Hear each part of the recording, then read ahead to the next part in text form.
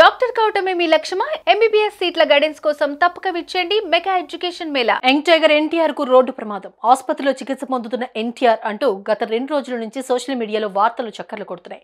ఇదంతా నిజమేనా అంటూ ఆయన ఫ్యాన్స్ ఆందోళనకు గురవుతున్నారు. అయితే ఈ క్రమంలోనే తాజాగా స్పందించింది ఎన్టీఆర్ టీం. ప్రమాదం అంటూ వస్తున్న వార్తలపై ఎట్టకేలకు క్లారిటీ మాత్రం ఇచ్చేసింది.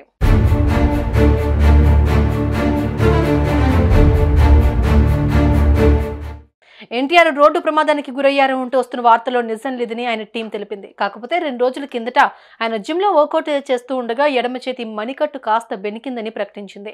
ఆ గాయంతోనే మంగళవారం రాత్రి దేవరా షూటింగ్ పూర్తి చేశారని తెలిపింది.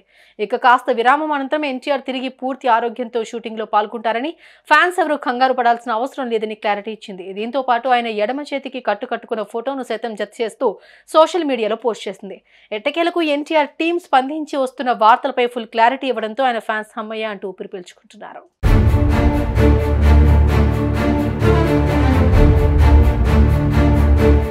ఇదిలా ఉంటే ప్రస్తుతం ఎన్టీఆర్ హీరోగా కొరటాల శివ దర్శకత్వంలో దేవరా అనే మూవీ తెరకెక్కుతోంది. ఇందులో శ్రీదేవి కుమార్తె జాన్వీ కపూర్ హీరోయిన్ గా నటిస్తున్నారు. ఈ మధ్య విడుదలైన సెకండ్ సాంగ్ ప్రేక్షకులను విపరీతంగా ఆకట్టుకుంటోంది.